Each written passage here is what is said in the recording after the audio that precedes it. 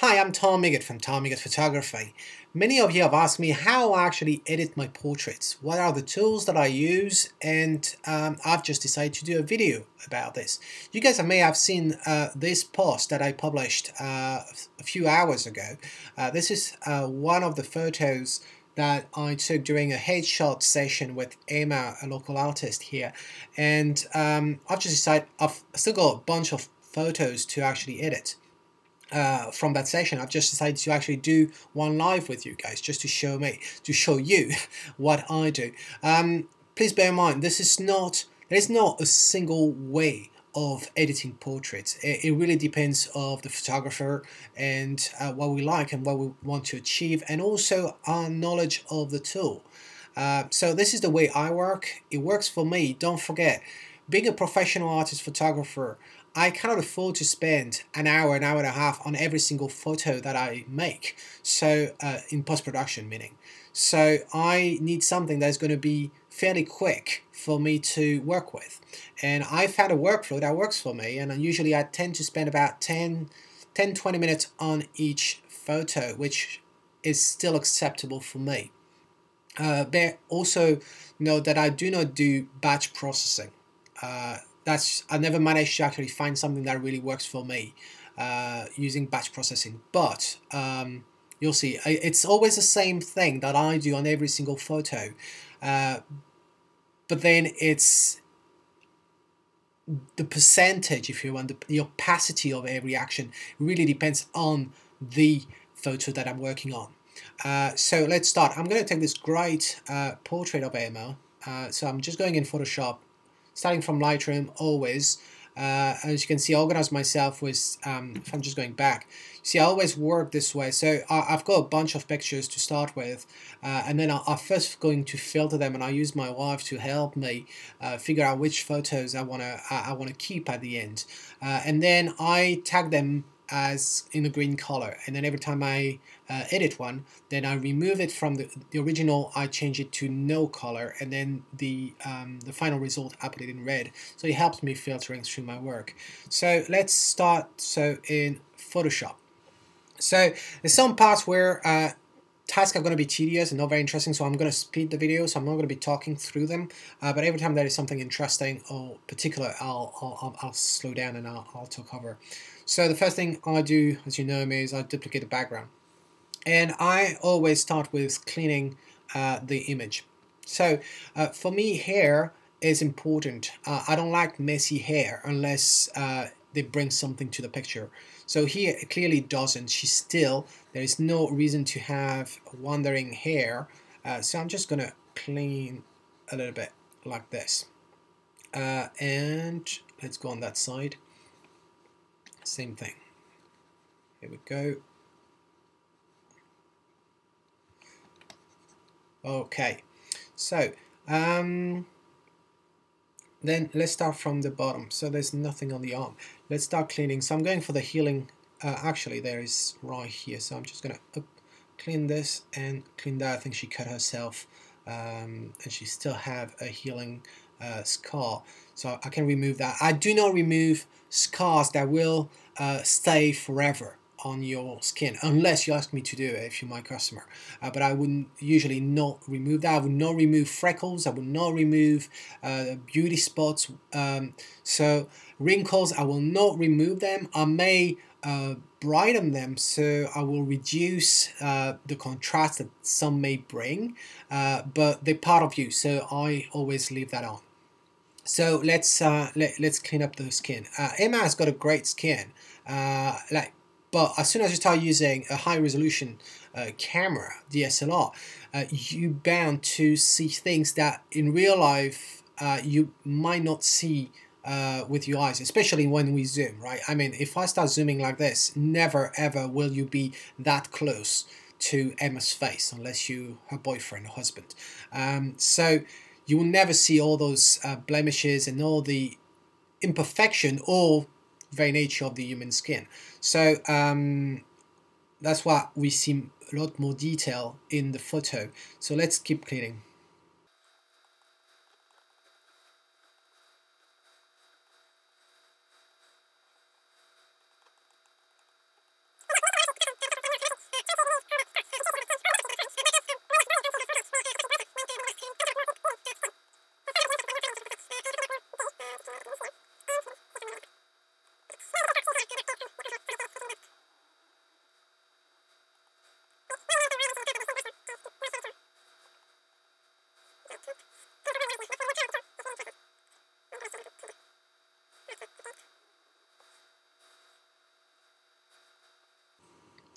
Okay, and what I also do is like any hair that would be, and that's a bit tricky because sometimes it doesn't really work properly, any hair that would be not following the flow, and because it's not following the flow, it catches light and it looks messy to the eye, so I tend to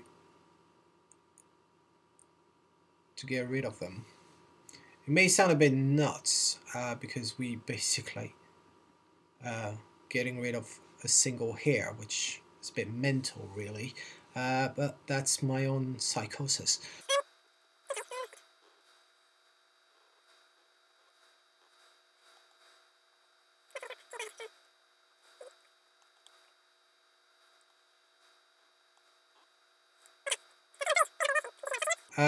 Okay, and so now that I've done this, another thing that I would like to do is to even the tone of our skin.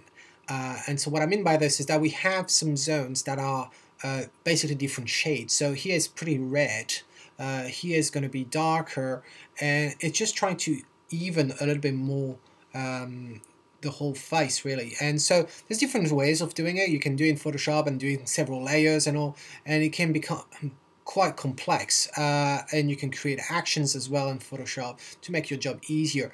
Personally, I rely on one tool, and that's a tool from Imaginomic. So I go to filter here, Imaginomic, and it's called Portraiture, and it's a brilliant tool. There's a lot of things that you can do with it, but the way I use it is I have my main screen, which is my main picture, and here I have a white version of the picture. So what I do is I set it up so I'm dealing with the highest portrait size that you can use, and it will create automatically a layer, a new layer once I save that, which is great because it does not touch what I've done before in Photoshop. And so what I do is I actually use here this sampler, and I'm going to basically take a few reading on the face. What you see on the right, as I said, this is the white version of the picture, so anything that is not white is going to be changed, smoothened, color corrected in a way in terms of the tone. And here what I like to do is I like to zoom a little bit more on the face. Okay, and so let's do a start reading. So here I see some light, here it's important. So clearly, yes, we touched the hair, but not that much, so it's actually pretty good. We're doing the hand and everything. I'm pretty happy with this. You can actually see the result right away if I click on the none here. So by clicking on the none, so it's computing now, on the top right, you can select whether you want accurate or fast preview. I always go for accurate because I want to see what it does. So, and we can zoom in, but let me show you in Photoshop exactly. So I'm clicking OK, and it's creating the new layer at the top, and you can see what it's done. So if I disable it, that's before, that's now. It's before, that's now. So what you see is it doesn't plastify the skin, as I've seen on many photographs out there. People will try to use the clone tool and we're going to do that in a second, to even the color tone, but at the end it's just too much and it end up being totally fake, and I don't like this. So that tool is really good. You can still see the pores. It's so great. I'm not going to get rid of the freckles once again, the one that we see at the top. I'm going to work on the redness over here and under the eyes. I don't like having dark shadows like this. It's not flattering. And maybe a little bit on the nose over here. So I create a new layer, and I'm going to use essentially the cloning tool, and I always go about under 10%. That's how I like to work it out.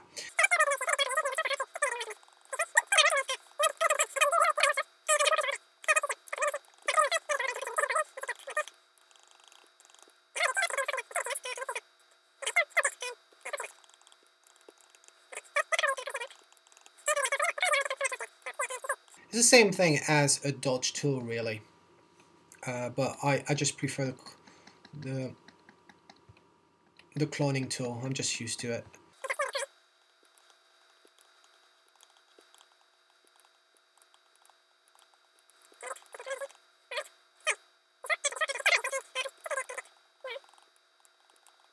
don't want to get rid of all the shadows, because then if you get rid of all the shadows, then you're losing depth. But that's just okay. I'm pretty happy with this.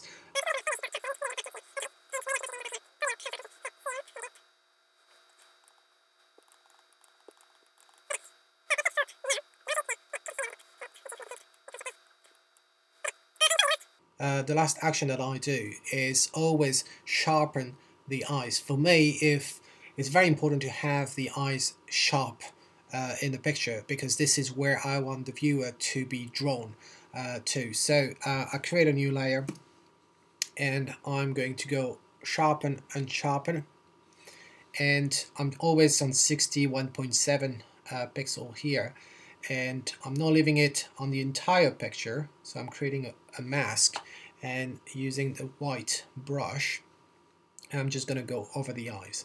So as you can see, I've been shooting here with a fantastic lens, which is a 70 to 200 millimeter. I'm going to do a video about this, and it's extremely tack sharp, but you know, it's just the little extra.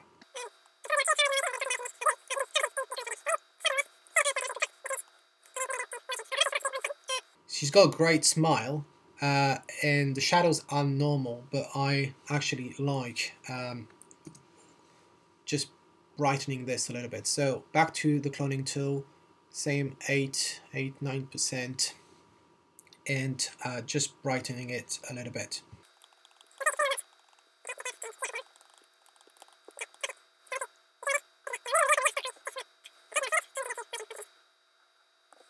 And so in Lightroom, here we are.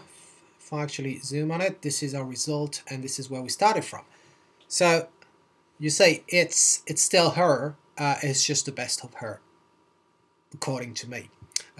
Then the next action for me in Lightroom is to deal with the color, temperature, the mood, and highlighting the eyes a little bit. So if I go to the develop module, so I'm just going to zoom in, and the first thing that I'm going to do is I'm going to the brush here, and I'm just going for the iris answer, and I'm just going on the iris.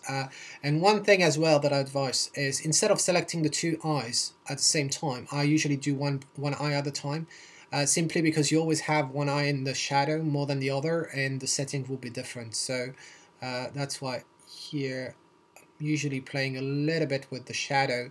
Then I'm going to make a new one, a new instance of the brush, and you'll see the setting might actually be different. So that's why I always do a different one, and don't want to go too wide on this, but it's quite nice. So this was before, this is now. It's subtle, but it's nice. So I could actually leave the photo like this. It's actually really good. I like the hair color, I love everything. But then I have a bunch of presets that I tend to always go through. So at this stage, what I do is I create what we call a virtual copy, and then I can actually work on it. Before I do a virtual copy, so let me remove that. Before I do the virtual copy, what I would always do is check my crop. So here I always have the eyes all the time, unless the framing was intended differently. There's a background that I want to get some importance in the image. I will always crop so the eyes are tight on the third line. So here we go. Here, let's bring it lower, and I usually never center my image, but given the pose that she's in, I really want to center it. But I don't center her by her face much. I do it by the shoulder. So as long as the shoulders are centered, that's all I care. And I will always prefer having more information underneath the face than having at the top. Yes, I'm cutting the hair. Do I care much about the top of her head? Not really.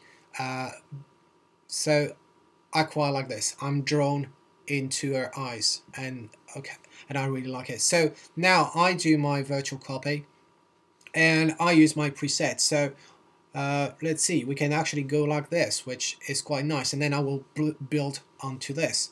So if I'm going back, I can actually go something yeah, let's go something rather subtle like this. So it adds a vignetting, as you can see, and we can play with this. So I can actually go down and change the vignetting. But maybe I will want something more punchy, and so I'm gonna go with this setting right here, which is a little bit more punchy, a bit more reddish.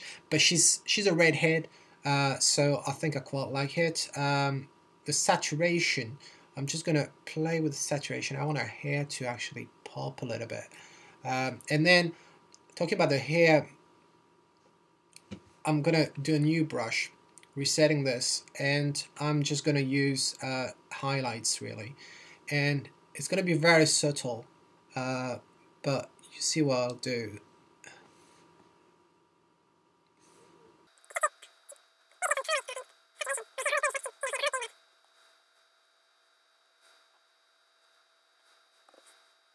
Yeah, no, that works for me. So as I see here, I see here that a bit messy. Maybe I would actually work on that a little bit back in Photoshop.